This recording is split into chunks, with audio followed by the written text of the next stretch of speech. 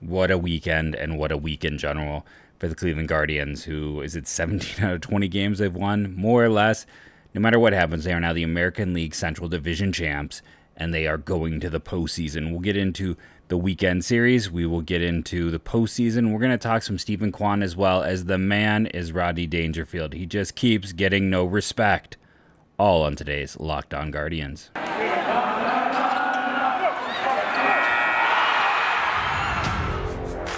You are Locked On Guardians, your daily podcast on the Cleveland Guardians, part of the Locked On Podcast Network, your team every day.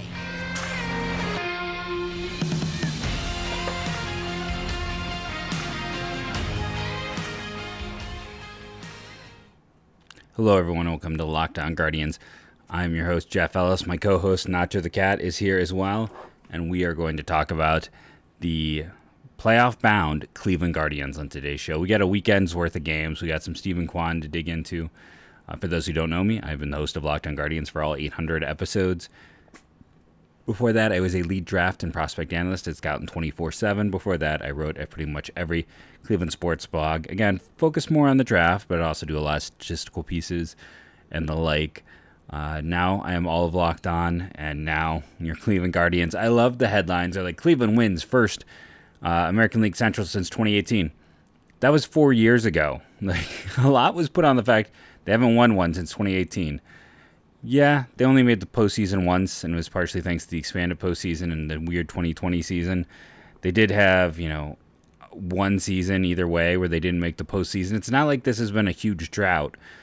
This is the youngest team in baseball right now, and this will be the first time the youngest team in baseball has made it to the postseason since the 1986 Mets. I believe they have the least amount of at-bats of any player over the age of 30 who has ever made the postseason. The overall youth on this squad is crazy, and it's a big part of what's driven this team. Now, you would think with 16 rookies debuting this year, also something that has never happened for a playoff-bound squad, that when Major League Baseball writes a list about the 11 rookies who you want to pay attention to in the postseason, Guardians would maybe get more than one, and that the one player they would get wouldn't be near the bottom and would be the one player who doesn't get his own write-up. Okay, Spencer Strider, he's been great. No doubt. He's been great. He's also currently hurt. Julio Rodriguez has been Julio Rodriguez. Michael Harris. I'm like, okay, so Kwan's next. Nope, Jeremy Pena. Jeremy Pena, who has massively cooled off as the year has gone on. Don't get me wrong, he's been a strong player for Houston, but is he top 3 in Rookie of the Year anymore? Should he be listed anywhere ahead of Kwan? No. George Kirby of the Mariners. Very strong pitcher. Top 3 Rookie of the Year? No.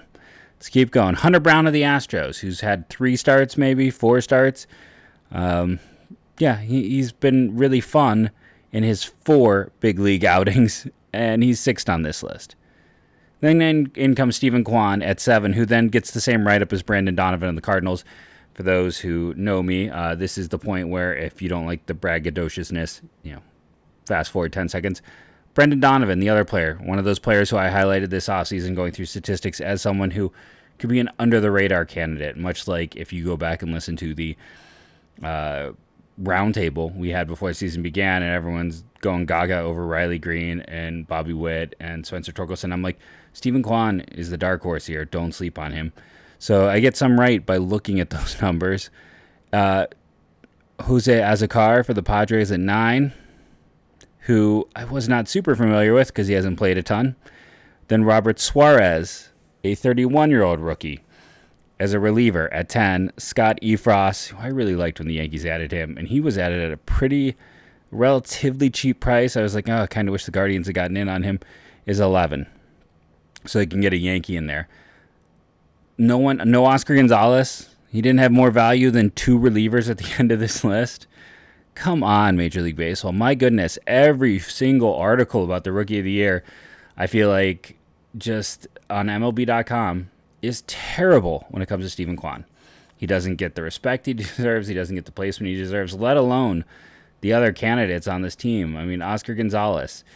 I could go through. I'm sure, like, the bullpen pieces, most of those guys don't qualify, but those are the two that jump out, are Oscar and Kwan. And the fact that Oscar appears on nothing, even though he's been worth, he didn't play, the first 3 months, he's been worth nearly 2 WAR. And then Steven Kwan, who, again, is very clearly one of the top 5 rookies in all of baseball this year, top 3 in the American League. It is frustrating, to say the least. Speaking of things that frustrate people, I know a lot of people don't love my reactions to Tito. I get it. He's been around forever. He is a well-known manager, a well-respected manager. He is, a name for a team that doesn't have names. Him and Jose are about all that's left from those World Series runs, and I guess technically Shaw, but Shaw left for a while. It is a situation where he is a known name, a known commodity. He is well-loved and well-appreciated. My issue is I don't think he is as caught up on the current thoughts. He gets a little too into his platoon splits. He doesn't realize when guys have reverse platoon splits. And the lineup construction can sometimes be iffy. That being said, I think what Tito excels with is exactly what we saw this year. And I think Tito gets guys to play under him. I think he gets guys, motivates players. And I think an important part of this is building bonds, building connections. Was it just this weekend we saw Don Mattingly get let go by the Florida Marlins? That is his second coaching opportunity, I believe, and not a lot of success for him. And he has been with young teams, and why do I think it hasn't gone well? I don't think he builds. I don't think it's not a Tito situation where you can look at it is very clear players like playing for him. I don't think you can say the same for Mattingly, who, let's see, it was the Dodgers for 5 years, and then the Marlins for the last 7 years. And yeah, the Marlins had 1 year over 500. That was the 2020 season.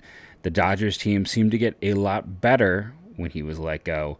So I think certain guys can motivate players and make players want to play for them, make them feel part of a team. And has Tito always done that? Not always. I mean, there are certain players that seems to have blossomed elsewhere, but that's going to happen with anyone. That's going to happen with any team. And as much as I think he is not an X's and O's type, he is not the guy who knows the nitty gritty of a lot of things nowadays. I do think that what he does is the interpersonal relationship, and I think that a lot of the guys on the team would run through a brick wall for him. So again, my whole view on Tito is I don't think he is a bad manager by any means. I hesitate when people say, he's the best manager in the game.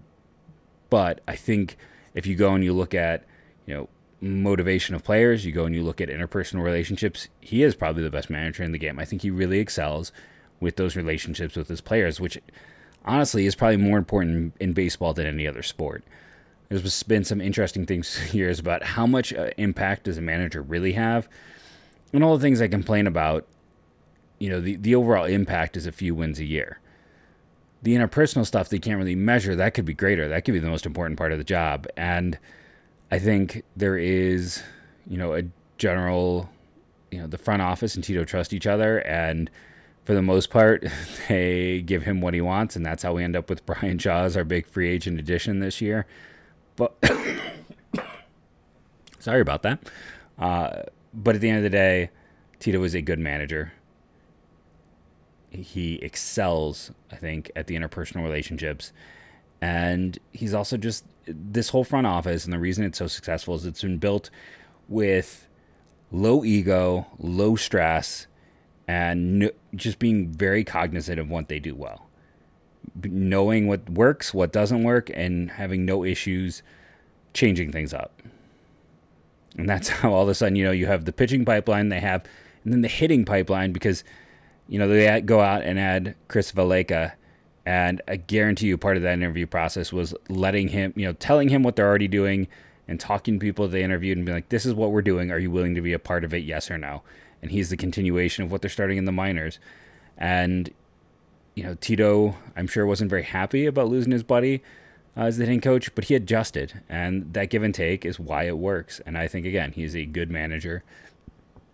He managing personalities is what he excels at. And I think this year with all the young players, there is, it's not the easiest job to have. And, I see a lot of people who say, they don't get there without Tito. I don't know. Probably not. But I also want to say I feel like that undermines what the management did as well to get these players. Yes, this is the team that no one believed in. And you can give credit to Tito, but I feel like in the whole scheme of things, you have to give credit to Tito and to the management who found these players, helped develop these players, who put the right coaches in place all up and down the line. I think you just go to the overall brain trust and talk about how amazing that brain trust is. And when you think about overall, like this is the youngest team in baseball, youngest team in AAA. None of their blue chip prospects have hit yet. They have the deepest minors I've maybe ever seen. The pitching development has always been exceptional, and hitting development is catching up. By the way, they're going to have new ownership in 5 years, and this team might actually be league average payroll instead of a bottom five, just as guys like Kwan and the such are when you'd have to start paying them. So they're going to be able to actually keep talent to some degree, and they're going to keep building and keep growing, and the minors haven't been touched, and it is a sleeping giant on the rise.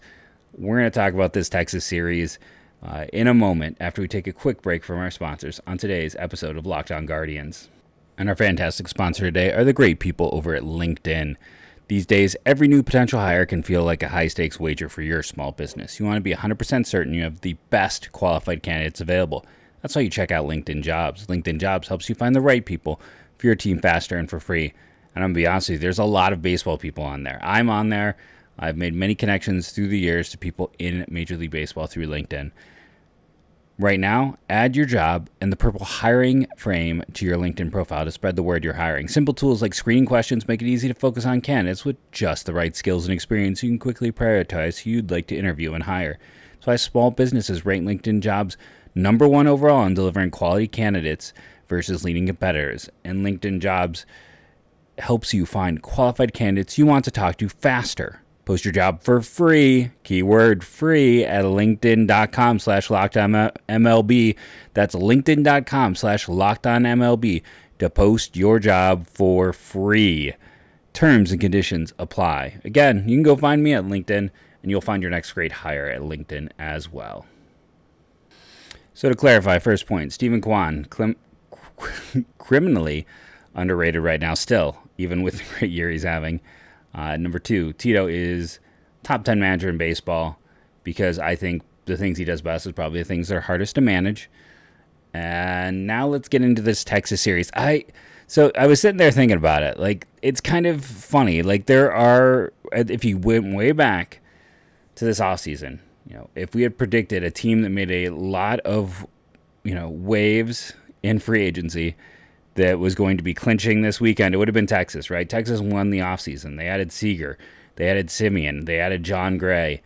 And as we've seen with the Padres, often the team that wins the deadline, wins the offseason, does not win it all. Now, the Dodgers, with that Mookie Betts trade, are the other way of looking at it. They did. Listen, the Rangers were a bad team. They were picking top 3 for a reason this past year and been picking top 3 for a while.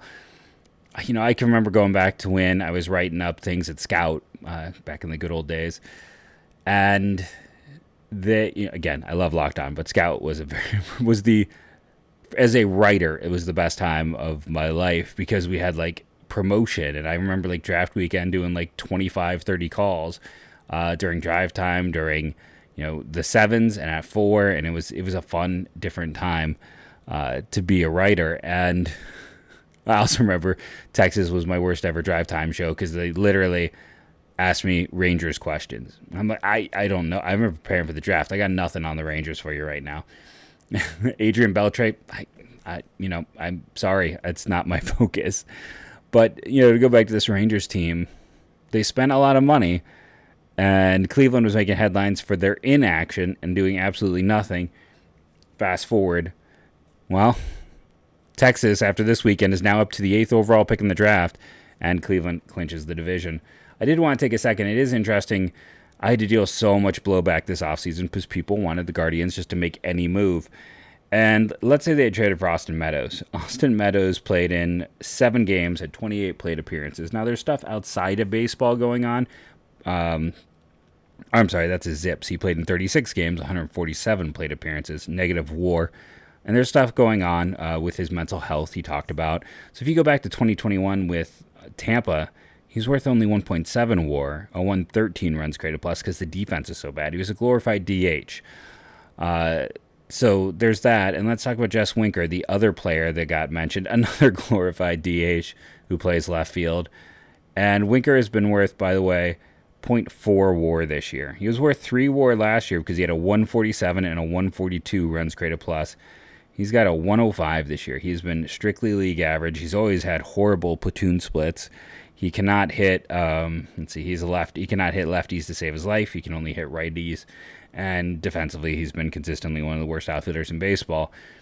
What is interesting is for his career, his BABIP has been pretty high, like a 297 counting this year when he's at a 251.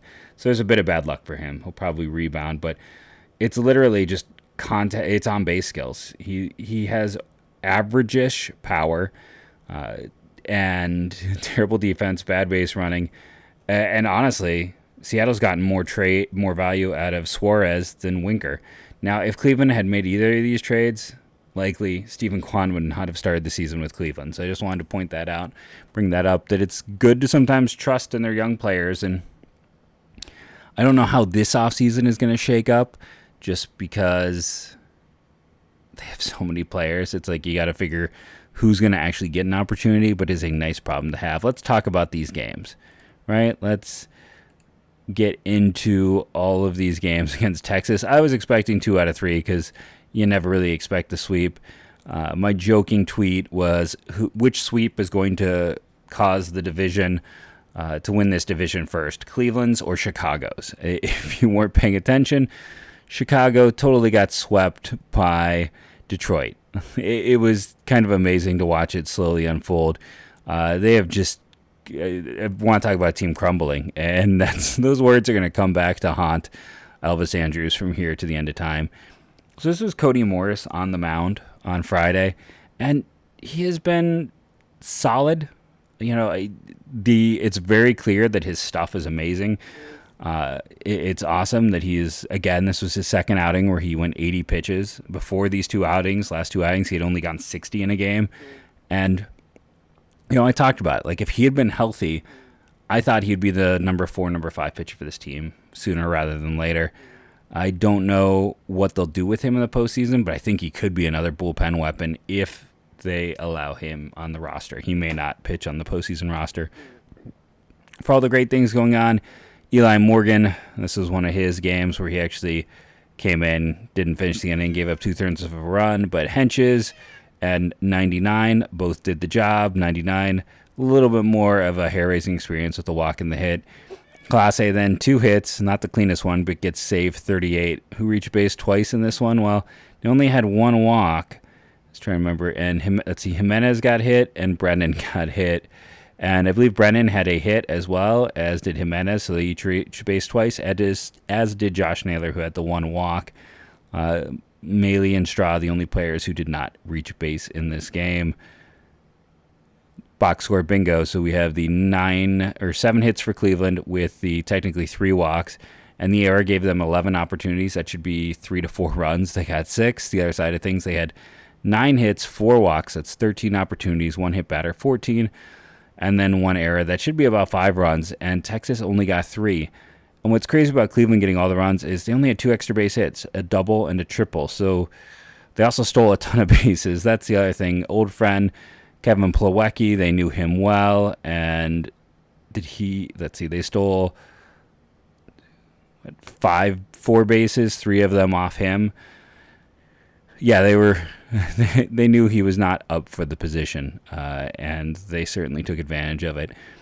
Cleveland wins 3 stars in the Friday game. You know, and that's the thing. Like, John Gray pitched great. 5 innings, 1 hit, 1 walk, 1 strikeout, 1 unearned run. Unfortunately, Taylor Hearn got blitzed in the 6th inning to the 1/3 of an inning, 6 hits, 5 earned runs. Nobody else gave up a hit the rest of the way or a walk. The rest of the bullpen was fantastic. Taylor Hearn, a lefty no less. I mean, he got absolutely blitzed by Cleveland to win this game. Your 3 stars, I'm going to give it to Morris for 5 innings, 6 base runners, 1 earned run, 5 strikeouts. Offensively, you give it to Naylor, who had a hit and a walk, and one of those was an extra base hit. And then I'm going to give it to Will Brennan, who had a timely hit and had a walk and a hit batter in this one. The Rook, I kind of like what they're doing, honestly. I'm not opposed to this. A Brennan, Straw, Kwan outfield defensively is fantastic. And then Oscar as a DH, sign me up. I like this. Personally, this lineup, listen, I still have my issues with the Med hitting too, just because when he's super hot, totally fine with it. But he goes hot, then he goes cold. And he is the nice consistency with him is it's not like hot, cold, it's a streak. So I'm fine with him hitting there right now because he's hitting well. But I would love when he's cold if they move him down. But I know that will never happen. Next up in this series was the Quantrell victory. I talked about how Burke had been such a good reliever, and of course he picks up the loss in this one. Isn't he another lefty too on the mound? Am I wrong in that they got Brock Burke? Yeah, he's a lefty, so they got lefties out of the pen and took advantage of both of those guys. Strong start by Quantrell. 8 base runners, 5 hits, 3 walks, over 6 innings, 4 strikeouts, a little on the low side, but only 1 earned run. Henches comes in, continues to be awesome. Trevor Stephan comes in, continues to be awesome. Class A, you know what? It's save 39. It's back-to-back not clean ones, but you'll take it. Overall, Cleveland managed 3 walks in this game, one of them being intentional, and 6 hits. When you look at the box score bingo of it all, that is 9 opportunities. And again, they're massive 3 runs. Maybe 4 on the high end, but much closer to 3. They got their 4. Texas had 7 with 3 walks. That's 10 opportunities. They should have 3 to 4. They only have 2. And Cleveland, in this one, it was the extra base hits. It was the home run, 2 home runs by Oscar Gonzalez to get him up to 11. Andres Jimenez getting up to 17. Another triple by Rosario, back-to-back games, and a pair of doubles. So that's just a ton of extra base hits. It's 6 extra base hits. They managed 6 hits. They didn't have anything that wasn't an extra base hit in this game. Who reached base twice? Well, Ahmed, Oscar, Andres. That's all 6 of their hits too, by the way. It was 3 guys, 6 hits, all went for extra bases. Strong performance by Cleveland. Again, it was a strong lefty. Probably Texas's best lefty. A guy who will get Rookie of the Year votes, who they were able to break open here. Glenn Ott, who I want to say was Rice University, who came over, I want to say in the Gallo deal. 3-hitter, 1 run, 3 strikeouts. Cleveland struggled with the starters, but man, they got to the bullpen. Matt Moore, another strong lefty reliever for Texas. They also got a run off of him in this one. 3 stars in this game. I'm giving it to the 3 hitters. Ahmed, who had a double and a triple. Oscar, who had a pair of home runs. And Andres, who had a home run and a double. I think those are the clear 3 stars in this game. Now let's talk about the clincher. And I don't mean that like clinching your muscles or anything like this, because this game, it felt pretty out of reach pretty early on if we're going to get into it. Steven Kwan gets him on the board with the single to get Miles Straw across in the 3rd. They would get 4 runs there. Texas gets some runs back to make it 4-2, and then Arias gets a triple, and then Kwan hits the grand slam to put it out of reach, to give him that 10-point lead. For him, that's home run number 6. And by the way, that triple by Arias was the only other extra base hit. So day after, all they had was extra base hits. They had 10 hits today, only 2 for extra bases. In terms of walks, they had 3 of them, and Maley did get hit by a pitch, so that's 4. 3 errors on Texas, so that is 17 opportunities. That should be about 5 to 6 runs. They got 10.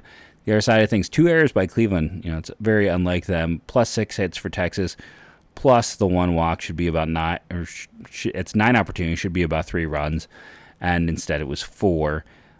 Texas only had a double. It's not like they were big on the bonuses. Cleveland still running like mad, knowing that the bench was very weak. Kwan on top of the grand slam had 2 stolen bases.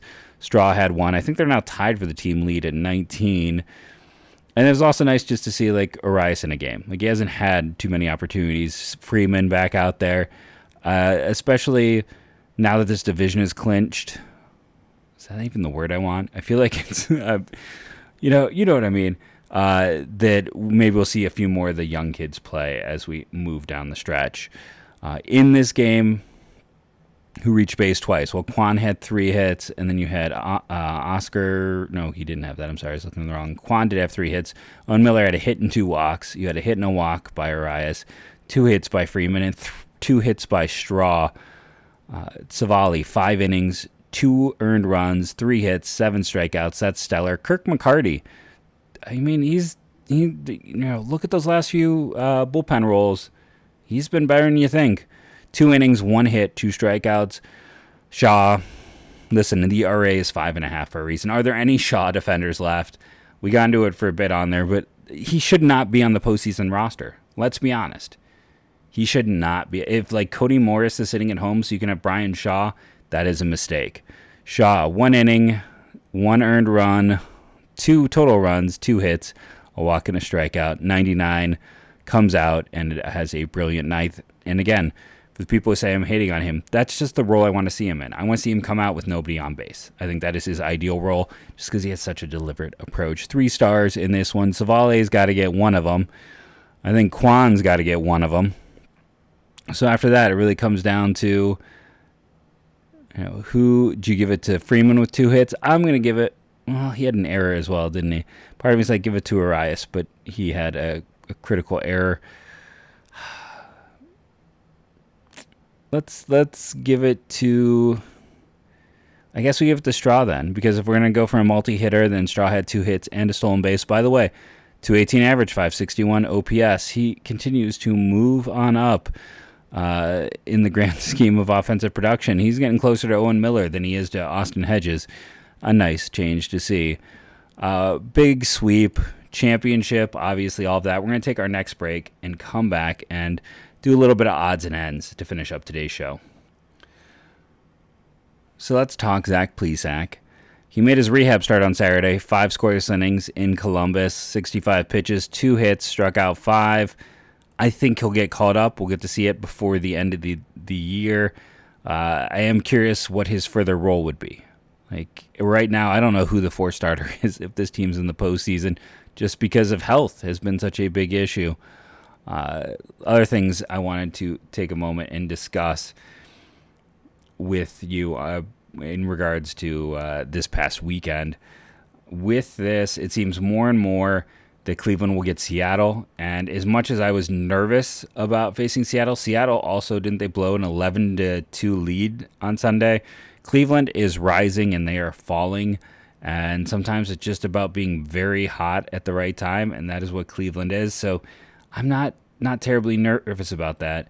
I was talking with someone who was like, it was a Mariners fan who's like, wasn't Cleveland's infield kind of bad this year? Because I was talking about why did Cleveland get here, right? And it's partially their stellar defense, it's their stellar base running, it's the bullpen and their pitching in general, and just in terms of outs above average, which they're asking about. Andres Jimenez, by the way, top defender on the team. Miles Straw 2, Steven Kwan 3. Owen Miller, it still has 4. Ernie Clement 5. Naylor 6. Jose 7. And the negative range is Oscar and Ahmed. Should speak out and say, if you missed it, Ernie Clement was claimed by, not Houston, Oakland. Wrong team out west. And the reason I say that is, a lot of people are like, there's no way he's getting claimed. And other people are like, Cleveland left him. Guys who can run a little, play multiple positions. Eric Stamets got another job after leaving Cleveland, and it was pretty miserable when he was here. Guys like John McDonald and Joe Inglet can last forever, and that's what Clement is. And then just there is this big tendency. I mean, right now more than ever, it is definitely like Cleveland versus the world because no one wants to give this team credit. They want to talk about that it's a bad division, that this is a lucky team. It's not a lucky team. Like I went through and pulled out the stats. If you want to talk about like offensive luck, they're currently 15th, middle of the pack, 290 BABIP. So their batting average of balls put in play for a team with their speed, one could argue they've been unlucky this year. If you're wondering about their pitching, they're 10th in FIP, which is the best metric I know for predictive values of pitchers, at least my favorite. In terms of bullpen FIP, they're 5th overall and 2nd in the second half, behind Houston. That's how good they've been. Base running, which is stat Fangraphs kind of quantifies down, they're 5th in baseball. And in terms of the user 150, which you need a lot of data to make work, and often I'll be the first to admit, it's one of those stats you want to look at over multiple years. They're number 1 in baseball. This isn't a fluke. This isn't a team that's like just playing well because they're in a weak division. Listen, Chicago's a good team. They've had a bad manager and some other things go wrong, but that's still a good team. Minnesota is a solid team. They're teams that are collapsing down the stretch, and health has been an issue for the Twins in particular. But Cleveland is not just a one and done. This is not a team that is just there because the Central didn't have anyone to throw out. Cleveland has the second best run differential in the American League in the second half. It is a team that was full of rookies that just keep getting better and having fewer and fewer doubts. Talent keeps ascending. They have a top 2 that I'll match up against any other teams, and a top 3 that's solid. The bullpen, I will argue, is the best in baseball. In terms of base running and defense, they can stand with any team. Yes, I would have loved if they had made a trade for, say, Christian Walker at the deadline, and we'll discuss him at some point this offseason, because we do know that Cleveland made a play for Matt Olson. If you want to find the closest thing you can find to Matt Olson, potentially in this offseason's trade market, it's Christian Walker. And with their depth, it's definitely something to consider. It's not for today's show when they've won the American League Central, but this is a team that, underestimate at your own risk. People are going to keep doubting them, but there aren't things in there that say that this is a team that is lucky, that this is a team that's smoke and mirrors. If you watch this team, they make other teams make so many unforced errors. Teams know they run well. Teams know they're out of the box quickly. Teams, you could just watch, was it today's game or was it Saturday's game, where there's the throw to home plate where, instead of taking the time to make the correct throw, they put more pressure on teams because they run so well. They do things so headily, which again is credit to Tito. So I think anyone who's just going to sit out there and be a hater, who has not actually watched this team, who has not followed this team, who doesn't know anything beyond the American League's bad, just ignore him, because this is a fun team. And if you're not enjoying this team right now, I don't know what to tell you. I've been Jeff Ellis. This has been the Locked On Guardians podcast for this week. Remember to rate and review and download daily. It really helps. It would be nice if we can crack the top 10 podcasts again. We have cracked it twice, and both times we've cracked the top 10 podcasts. They didn't do a newsletter that week for the network. It's almost every week that happens. Of course, twice that it happens. Can't control it. We'll tell you, over on the YouTube, we're up to 671 subscribers. Big push for 1,000. We're 329 away. If you are listening now and you haven't subscribed, please do. Listen, I have 2 Gmail accounts. Both of them are subscribed. My work account is subscribed, and my personal account. It's big, because the minute we get to 1,000, I don't make anything off of YouTube. Nothing at all from that. The only bonus to it is the fun interaction, and I appreciate everyone who's part of that. So please, please, please, this is the point where I beg you, if you can, subscribe. If you know someone else who's willing to subscribe, and it's free, and if you enjoy the show, I would greatly appreciate it. I've been Jeff Ellis. This has been the Locked On Guardians podcast of your American League champion Cleveland Guardians. And as I end every show, go, champion Guardians, go.